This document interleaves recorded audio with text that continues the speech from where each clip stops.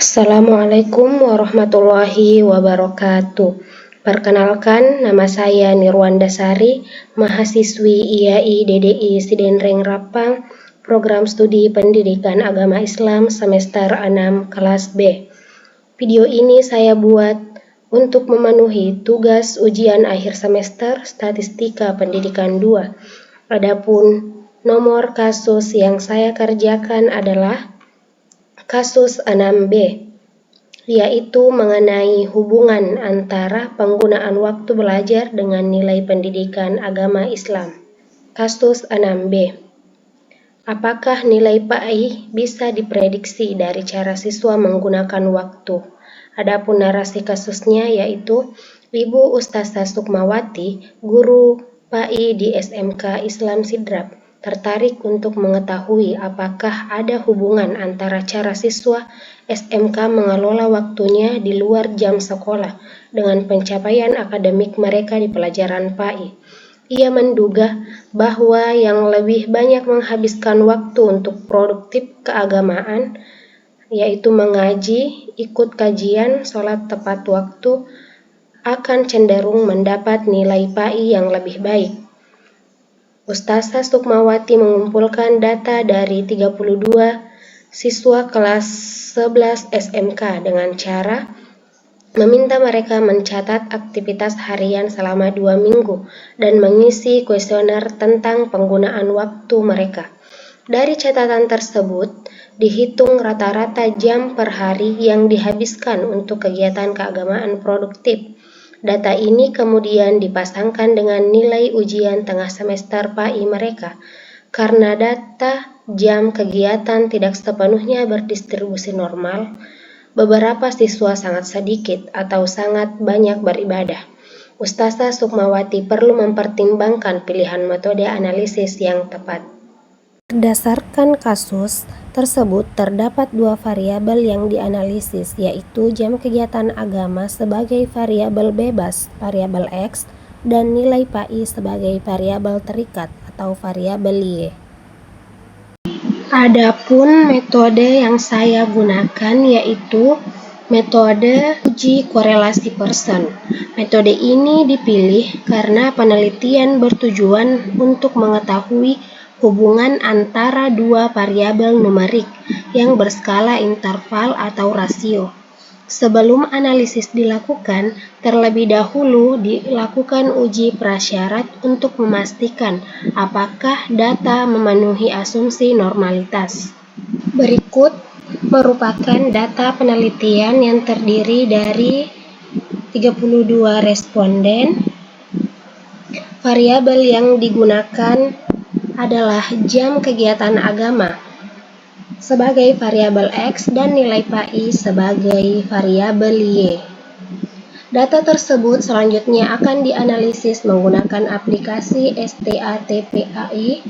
Namun sebelum melakukan analisis utama, terlebih dahulu dilakukan uji prasyarat berupa uji normalitas untuk menentukan metode analisis yang tepat.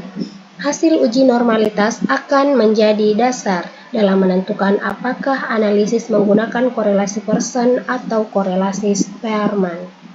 Pertama-tama kita mengupload file data yang sudah dibuat.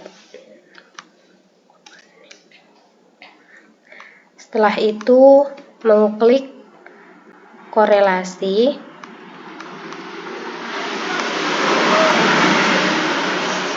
Nah, akan muncul seperti ini.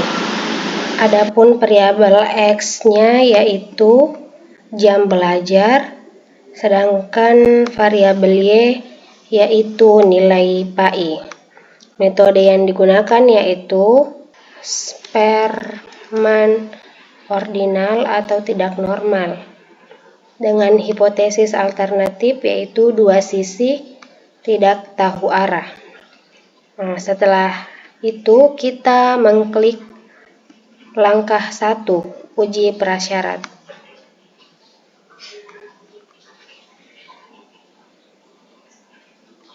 Berdasarkan hasil uji normalitas menggunakan Shapiro-Wilk variabel jam belajar memperoleh nilai signifikansi sebesar 0,1244, sedangkan variabel nilai PAI memperoleh nilai signifikansi sebesar 0,4273. Karena kedua nilai signifikansi lebih besar dari 0,05, maka kedua variabel dinyatakan berdistribusi normal.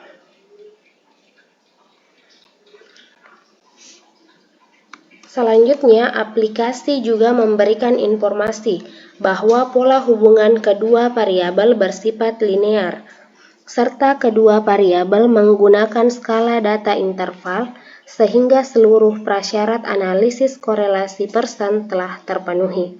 Oleh karena itu, analisis dapat dilanjutkan menggunakan korelasi persen. Selanjutnya, saya memilih langkah 2.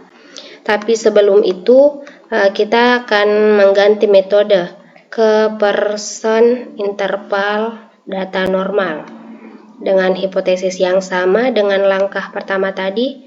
Setelah itu, kita mengklik langkah 2, hitung korelasi.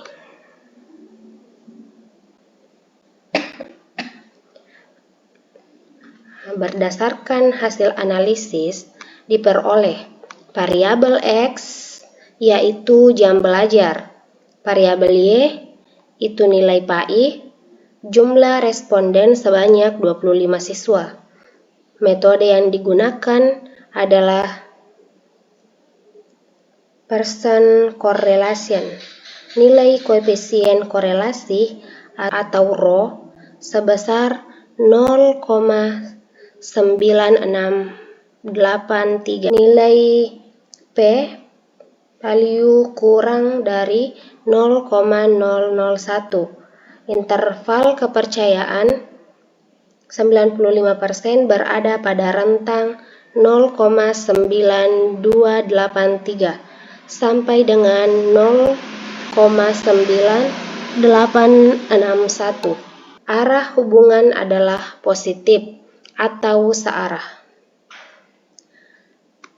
Hasil dan interpretasi. Berdasarkan hasil tersebut, dapat diketahui bahwa nilai rho sebesar 0,9683 termasuk dalam kategori hubungan sangat kuat. Nilai P value lebih kecil dari 0,05 sehingga hipotesis 0 ditolak dan hipotesis 1 diterima. Selanjutnya, kita mengklik buat matriks korelasi.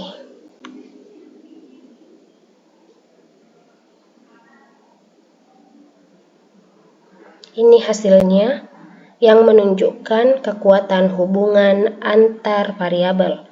Nilai korelasi antara jam belajar dan nilai PAI berada di sekitar 0,97, yang termasuk kategori hubungan sangat kuat dan positif. Semakin mendekati angka 1, semakin kuat hubungan antara kedua variabel. Berdasarkan seluruh hasil analisis, dapat disimpulkan bahwa terdapat hubungan yang positif, sangat kuat dan signifikan antara jam belajar dengan nilai PAI siswa. Dengan demikian, semakin tinggi jam belajar siswa, maka nilai PAI juga cenderung semakin tinggi. Demikianlah pemaparan hasil analisis yang dapat saya sampaikan. Mohon maaf atas segala kekurangan. Wabillahi taufik wa da'watu wal irsyad. Wassalamualaikum warahmatullahi wabarakatuh.